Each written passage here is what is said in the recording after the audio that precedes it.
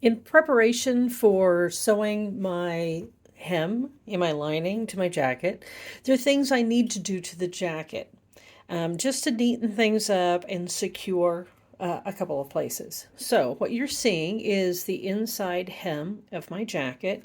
Here's the front. The hem, which has been sewn with, I don't think you can see it, but with the tailor's hem, tailor's stitch, let's do a tailor's hem, and the vent. So there's a couple things. You can see pins in different places here. And what I want to do first, before I deal with bringing my hem down and placing it and stitching it in place, is I want to make sure that I've taken care and neatened up the inside. So in the front, move over here a little bit. So this is the front of my coat.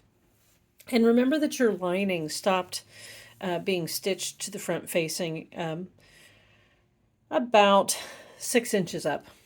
And so we had the raw edge of the front facing. I talked about this last week. What I did was I made a clip in the front facing just about the height of my hem on my jacket. And I turned back, I'll take the pin out and show you. I turned back the seam allowance down here at the bottom so that the width of my hem, I am going to slip stitch my front facing to my hem just in this tiny little section, just to neaten it up, because when we put the lining in, the lining will actually end up, it will come down over some, but the lining will end up being about here-ish. So we will have this little tiny bit of the edge of the front facing, and I don't want to leave that raw, so I've turned it under and I'm going to slip stitch that down.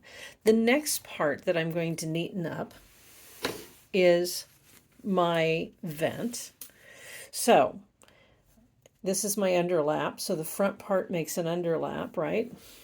And the back piece is the overlap. And we have our mitered corner. I've stitched my hem in the back as well. So what do I want to do to prepare? So I'm going to do a catch stitch to hold this seam allowance down on the underlap. I'm going to just do a simple little catch stitch to hold that down.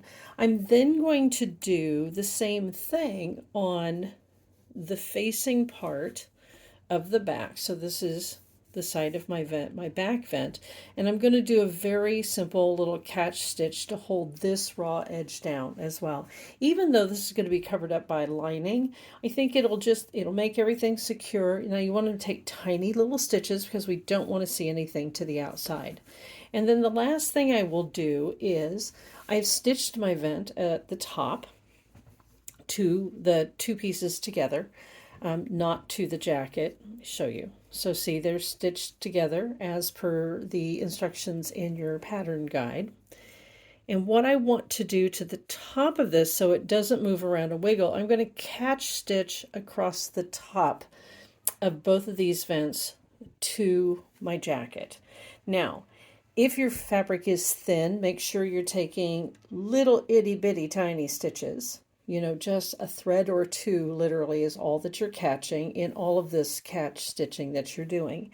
Because you want to make sure, as with my hem, see, that's my stitched hem and you can't see anything from the outside. We don't want to see anything from the outside, especially on the facing part of the back part of the vent, on the back piece, because that goes through to the outside.